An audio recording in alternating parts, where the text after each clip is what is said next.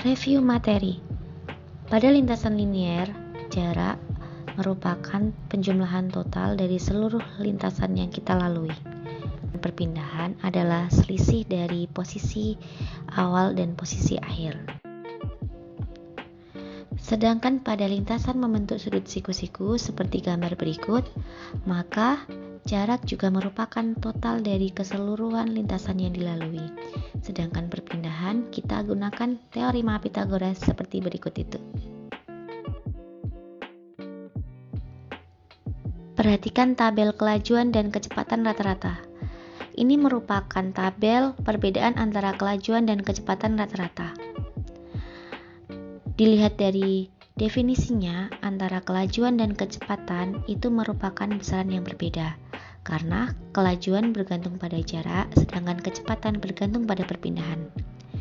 Kelajuan juga merupakan besaran skalar, sedangkan kecepatan merupakan besaran vektor, sehingga memiliki arah.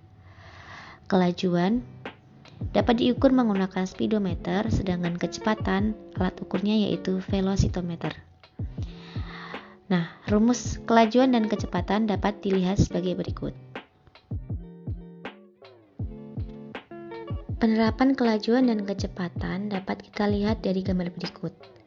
Ketika Ardhita akan melakukan perjalanan dari Cangkring menuju Pandansari kemudian balik ke Gua Cemara, maka kelajuan Ardhita adalah, karena kelajuan itu tergantung pada jarak, maka hitung seluruh jarak yang ditempuh oleh Ardhita. Kemudian hitung juga total waktu tempuh Ardhita dari Cangkring menuju ke Gua Cemara. Kemudian kita bagikan antara jarak dengan waktu tempuh tersebut. Kemudian bagaimana kecepatannya?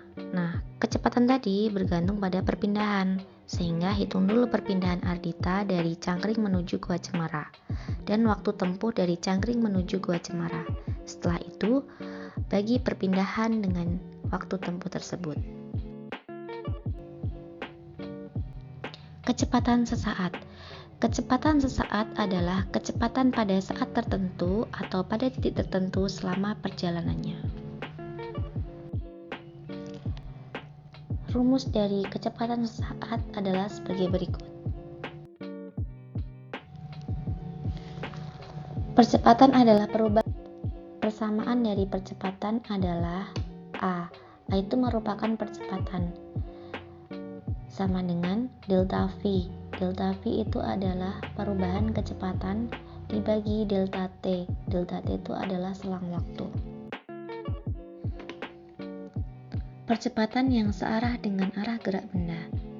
Nah, di sini ada Ardhita yang sedang mengendarai sepeda dari Pantai Cangkring menuju Pantai Pandansari.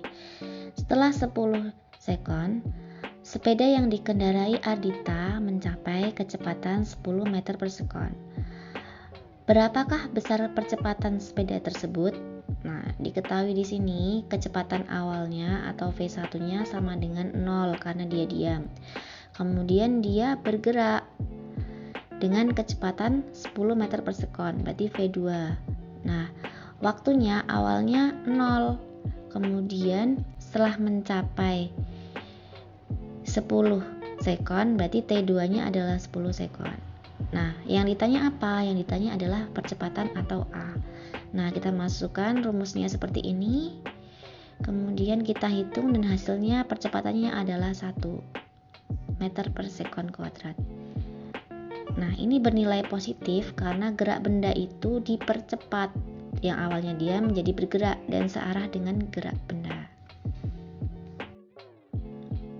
Percepatan yang berlawanan arah dengan gerak benda. Nah, Ardhita tadi berjalan. Kemudian ketika dia bertemu dengan gundukan jalan, sepeda yang dikendarai Ardhita itu bergerak dari kecepatan yang awalnya tadi 70 menjadi 30 dalam waktu 50 sekon. Nah, berapa besar perlambatan sepeda yang dikendarai Ardhita? Nah, awalnya dia cepat kemudian melambat. Nah, di sini diketahui kecepatan awalnya kan 70, kemudian dia mulai melambat menjadi kecepatannya 30, berarti V2-nya 30. Nah, waktunya itu di sini karena selang waktunya itu ada 50 sekon, berarti T2-nya adalah 50. Yang ditanya percepatan atau perlambatan. Nah, di sini adalah perlambatan, berarti A ya, A-nya berapa? Nah, A-nya itu kita cari dari selisih dari kecepatan